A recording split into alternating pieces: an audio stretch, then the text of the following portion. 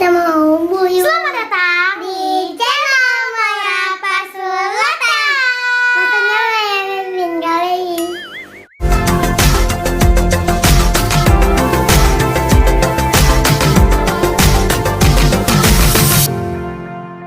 Iklan dulu ya guys. Jadi ini tuh ada box seserahan yang transparan banget ya guys. Jadi ini itu megah gitu dan ladan mungkin ya. Dan ini tuh harganya ya 270.000. Murah banget ya guys. Jadi yang ini itu dijual di samping Mari kita lelai. disewa ya guys. Jadi ini itu ada di toko mama aku Maura Melvin Galeri, atau cek deh Instagram mama aku yang namanya Maura Melvin Galeri. Mama. Nah, dahulu kala di antara desa Tumbang Anting dengan desa Tumbang Jala terdapat sebuah desa yang bernama Tumbang Barang. Nah, menurut cerita yang ada di desa ini, tinggallah dua orang suami istri, yaitu Tumbung dan Ingey.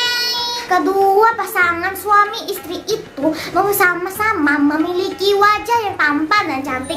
Bisa dikatakan pasangan suami istri ini itu yang paling tampan dan tercantik di desa itu.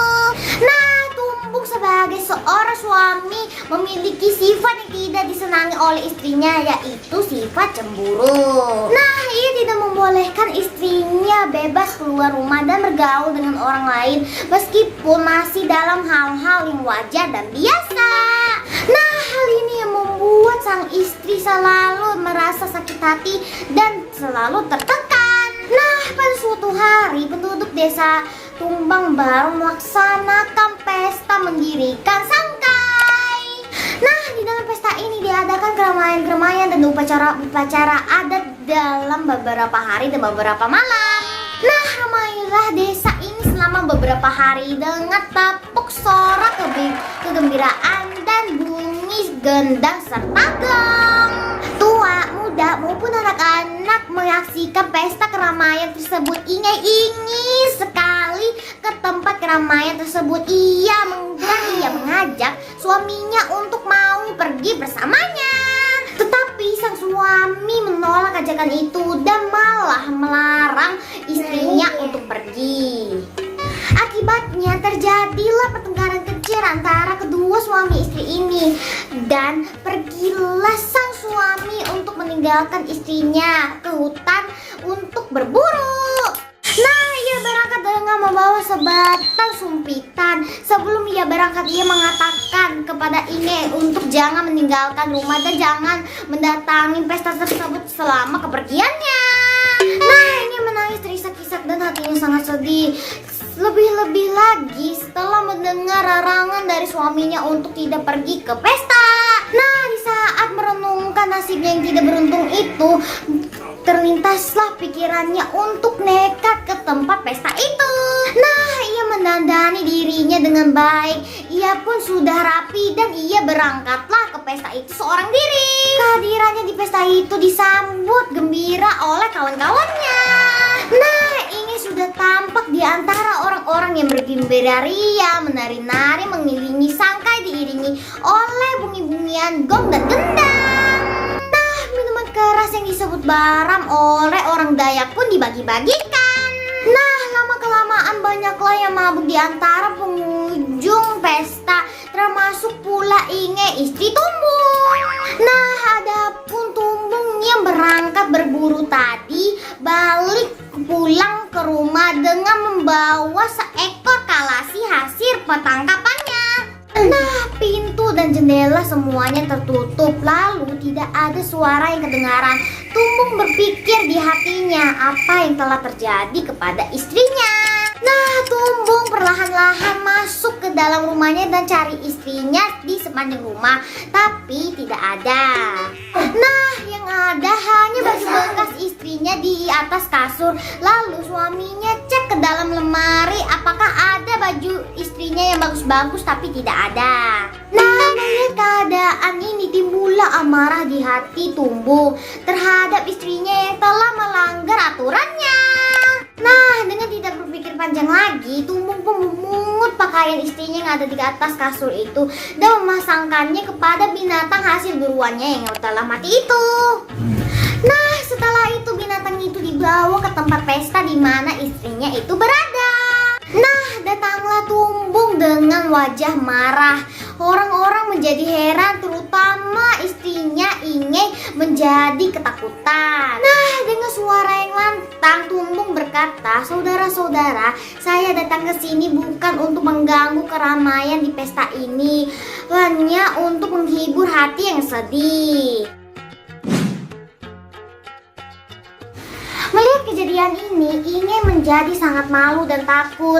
Ia segera pulang ke rumahnya tanpa pamit. Nah, siang itu cuaca yang bermula baik dan bersih tiba-tiba muncul mendung dan baru saja Inge sampai di rumah, hujan lebat dan angin ribut dan petir pun datang. Nah, sementara itu Tumbung melarikan diri ke Tumbang Barong. Namun petir selalu mengejarnya. Nah, kemudian tiba-tiba saja Halilintar menyambar Tumbung dan ia menjelma menjadi batu di tepian Sungai Barong. Nah, perjalanan Tumbung melarikan diri ini sampai sekarang menjadi syair di kalangan masyarakat setempat yang berbunyi, "Mudik Barong, Tumbung berlari, Halilintar datang menghantam. Tuhan tiada mengasihani karena kesalahan perbuatannya sendiri. Mudik Barong terlindung Tanjung, Halilintar menghantam, menjelma Tumbung, Tumbung menjelma menjadi batu tersohor. Tamatlah riwayatnya karena kebodohannya."